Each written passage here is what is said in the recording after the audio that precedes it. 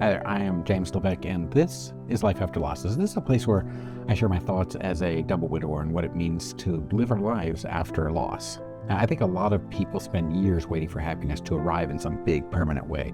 Like one day we'll finally settle into place and everything just feels good from then on. But, the longer I live, the more I think joy works differently than that.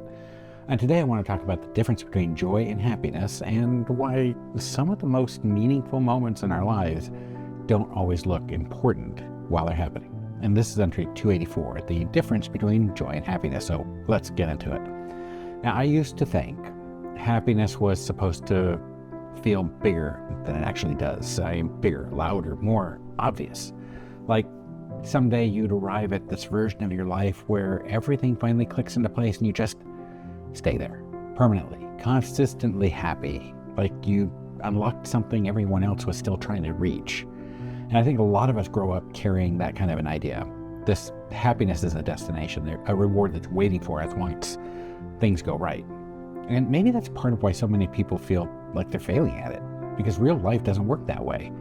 Even during genuinely good seasons, difficult things still happen. Stress still exists. People still get sick. Loss still changes us. There's still bills, responsibilities, and days where your energy is just gone. So if happiness is supposed to mean the absence of all that, most of us are going to spend our whole lives feeling like we somehow missed it. But joy to me feels different. Joy doesn't seem to care much whether life is perfect. It doesn't wait for everything to be resolved. It just shows up in moments unexpectedly in the middle of an otherwise ordinary day. Now, my dog greeting me at the door like I've been gone for 10 years instead of 2 hours. Sitting with friends on trivia night, laughing harder than the situation probably warrants. Finding a new song that hits in exactly the right place emotionally, warm spring air after a long winter. Standing near clear blue water at the beach and feeling my nervous system finally unclench a little. Getting pulled completely into a concert or musical for a few hours and forgetting, just for that stretch of time, that there's anything else to worry about. Those moments don't erase the hard parts of life. They don't fix anything, but they matter anyway. And I think that distinction is worth sitting with, because happiness, at least the way a lot of us were taught to think about it, can start to feel like a permanent emotional state we're supposed to achieve, then maintain. Something you either have or you don't. Joy feels more human than that to me, more available, more connected to presence than to perfection. One of the stranger things I've noticed over the years is that sometimes we don't even recognize happiness while we're living inside of it. We only recognize it later, once enough has changed to give us some perspective. There are moments I look back on now that feel completely ordinary at the time, just simple conversations, everyday routines, certain people, certain seasons of life. Nothing about them announced itself as important while it was happening.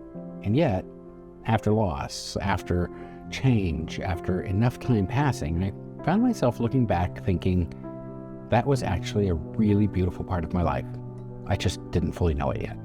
And I think part of understanding joy comes from contrast. You understand rest differently once you've been truly exhausted. You understand peace differently once life has been chaotic. You understand connection differently once you've experienced real loneliness. And after grief enters your life, you become aware in a very different way that moments are temporary, which can actually make them feel more meaningful, not less. That's been true for me anyway. And I don't think that awareness is meant to make us anxious or constantly nostalgic, always bracing for the moment something good ends. I think it's more about learning to be present enough to actually notice life while we're living it. Not every second, not perfectly, just more often than we usually do. To notice when something feels good instead of rushing straight to the next thing. To let yourself laugh without mentally stepping outside a moment to analyze it. To enjoy being with someone without needing to document it. To hear a song that moves you, just stay there with it for a minute. I also think joy gets easier to recognize once we stop demanding that every good feeling solve our entire life. Sometimes a good moment is just a good moment, and that's enough, honestly. More than enough.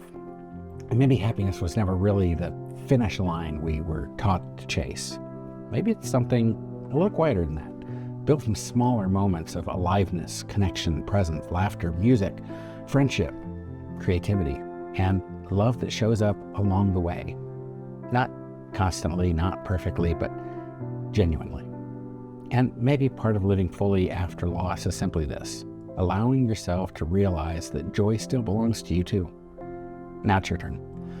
What moments in your life bring you genuine joy right now? Not what looks impressive, not what you think should make you happy, what actually makes you feel more alive when you're in it.